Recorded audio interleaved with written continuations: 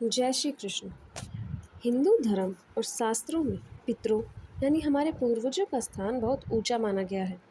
ऐसा माना जाता है कि हमारे पूर्वज भले ही इस भौतिक संसार को छोड़कर चले गए हों, लेकिन उनकी सूक्ष्म आत्मा हमेशा अपने परिवार की भलाई और सुरक्षा के लिए हमारे आसपास ही रहती है।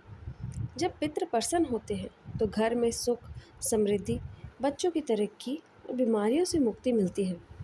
लेकिन कई बार अनजाने में हुई गलतियाँ या पितृदोष के कारण हमारे पूर्वज असंतुष्ट हो जाते हैं।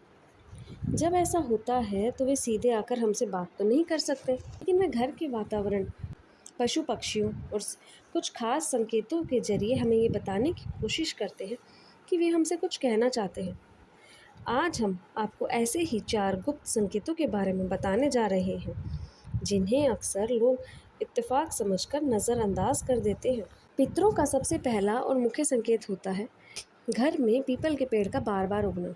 अगर आपके घर की दीवारों पर, छतों के कोनों में या गमलों में बिना उगाए बार बार पीपल का छोटा सा पौधा उग जाता है और आप उसे हटाते हैं पर वह फिर भी उग जाता है, तो यह इस बात का सीधा इशारा है कि आपके घर में पितृदोष है या आपके पूर्वज आपसे तर्पण या शांति की उम्मीद कर रहे हैं।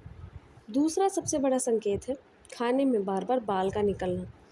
अगर आपके खाने में बनाते समय पूरी पवित्रता रखी जाती है, फिर भी कभी कभी किसी थाली में बाल निकल जाता है, तो यह पितरों के असंतोष का संकेत माना जाता है। इसे बिल्कुल भी हल्के में ना लें। तीसरा कारण है घर में सिलन का आना और काली चींटियों का अचानक झुंड में दिखना। यदि बिना किसी लीक के घर के मुख्य दीवार पर अचानक सिलन आने लगे या रोज़ घर के किसी कोने में काली चींटियाँ निकलने लगे, तो समझ जाइए कि घर में पितृ असंतुष्ट है। चौथा संकेत है परिवार के सदस्यों के बीच शाम के समय बेवजह झगड़े होना। इन सभी समस्याओं से मुक्ति पाने के लिए सबसे सरल और अचूक उपाय है रोज़ शाम के समय घर के दक्षिण कोने में एक सरसों के तेल का दीपक जलाएं।